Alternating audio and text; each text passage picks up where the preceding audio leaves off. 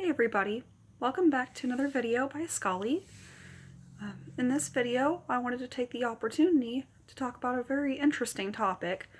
It's one that I feel is very important, but unfortunately there's not a lot of positivity behind it because sadly it's not fun, but I still think it's a very important topic to discuss because a lot of people have it, but they don't always talk about it in fear of the stigma that associates with it. It's called intrusive thoughts. You may have heard of these before. Really, everybody has these in their life. They're usually very, very mild.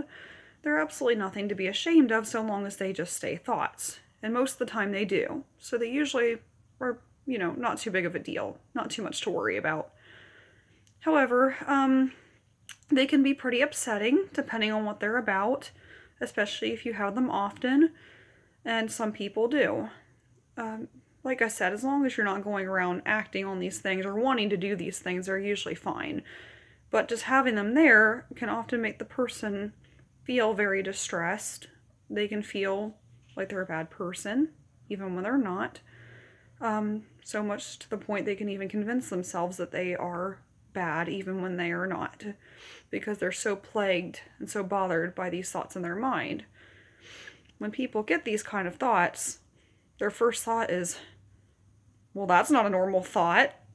Why am I having these? Why are they there? Oh my gosh, if I have them, that must mean I'm a bad person. I'm the next Ted Bundy, Jeffrey Dahmer. It's just destined to happen, right? No, not exactly. Usually if you learn to kind of I don't know if I want to say coexist with these exactly, as in, you're going to always have them to some degree in the sense that it's just kind of how the brain is. Because when these thoughts happen, the way your brain is built is that you're supposed to have things kind of sit in your mind, kind of sink in, and before you really make a definitive, choice based on them. And that's all these thoughts really are. A lot of these are just your brain sorting day-to-day things, day-to-day tasks. They just kind of pop up in there. And like I said, they don't usually amount to much as long as they stay that way. But if you get them enough, you can start to think that there's something wrong with you even when there's not. Now, if they're coming up very often and causing a lot of stress, obviously you do want to address them. And if you want to talk to somebody like a therapist, or maybe even have to be on medications to control them, sometimes that is necessary too. Again, it doesn't make you a bad person or anything. It's just sometimes people can have disorders that make these thoughts pop up more often or make them more intense than maybe they really should be. But with the way your brain works is that you have an emotional part of your brain. You also have a rational part of your brain. And your brain is supposed to sort through things before making decisions. Like, you can go throughout your day and see something lying on the counter and think like, hey, I'm going to write with that pen, or maybe I'm going to put it away, or maybe I'm just going to leave it alone. You kind of you weigh different options in your brain when you go through rooms or you talk to various people and things throughout the day. When these thoughts start to surface more, you might have the thoughts of, like, for example, taking that pen and throwing it at somebody. Obviously, don't do that. I'm just using it as an example. But yeah, you start having thoughts like that. And again, they can start out very mild. But if you have them long enough, you start thinking, like, well, why did I just think that? Why did that just pop into my head like that? Why is that there? And if you have them more often, you start asking yourself that more and more. And you kind of start fixating on these thoughts a lot more. The more often they show up, and as long as they're there, you kind of just find yourself just wondering why those surfaced. But basically, the emotional part of your brain can kind of take little thoughts, kind of little visuals in your mind, kind of just throw them by you and say, hey, what do you think about this thought? What do you think we should do with this? Maybe we should do this. Maybe we should do that. And kind of go through a couple different scenarios in your brain. But the thing is, the rational part of your brain is the part of your brain that takes, like, for example, throwing that pen and thinks, well, why on earth would we do that? We can't do that. And then it doesn't happen because, mentally, hey, we don't just throw things. That's not nice. So when you kind of get in the habit of noticing these kind of things, you kind of get a bit of an idea of kind of how to deal with them.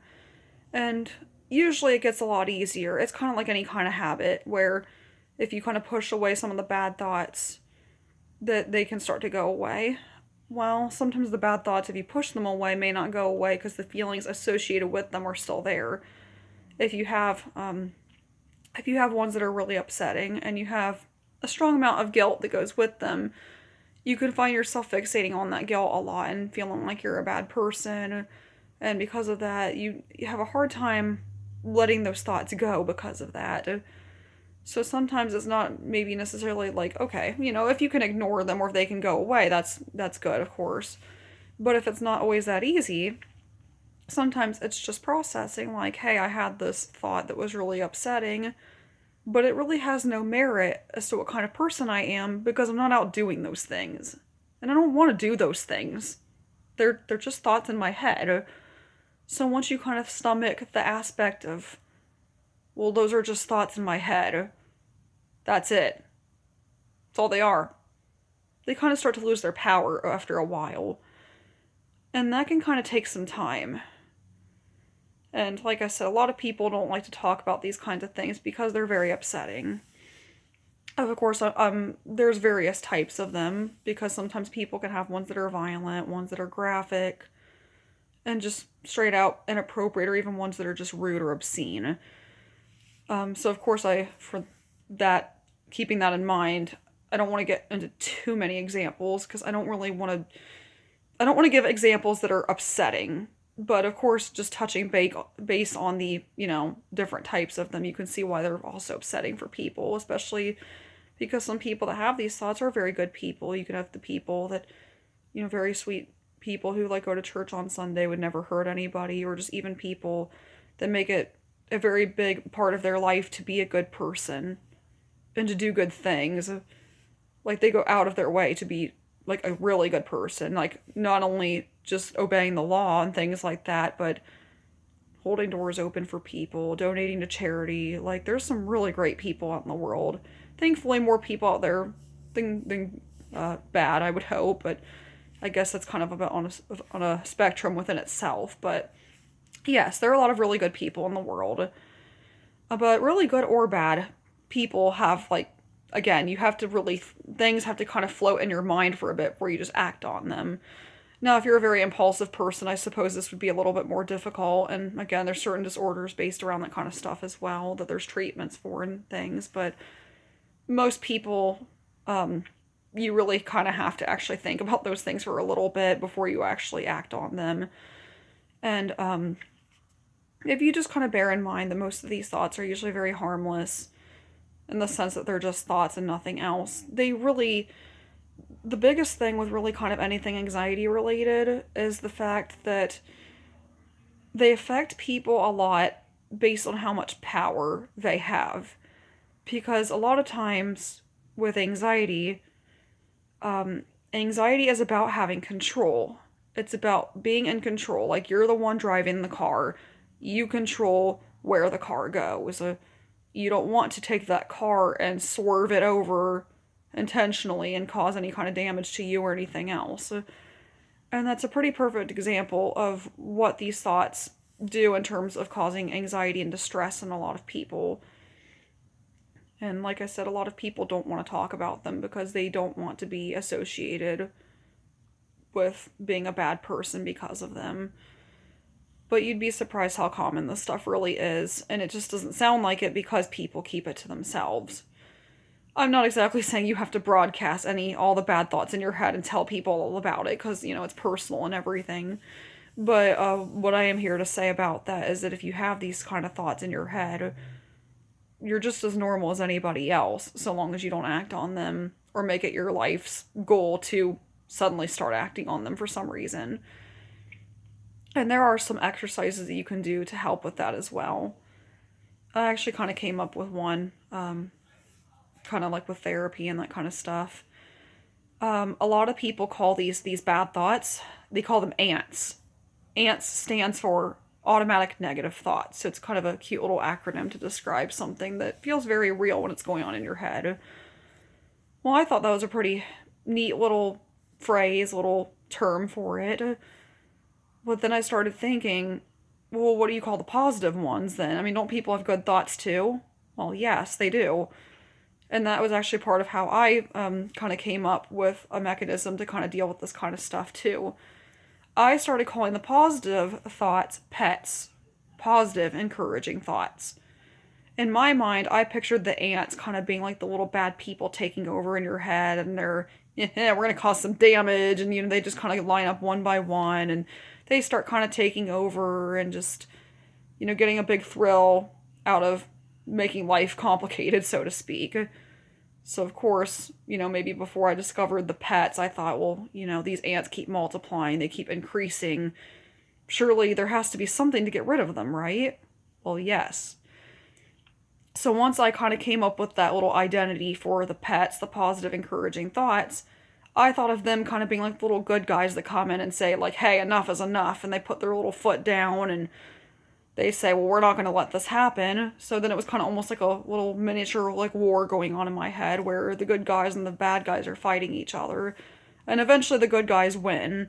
But one of the strategies that worked for me was assuming that the ants are rather large compared to the good guys, the pets.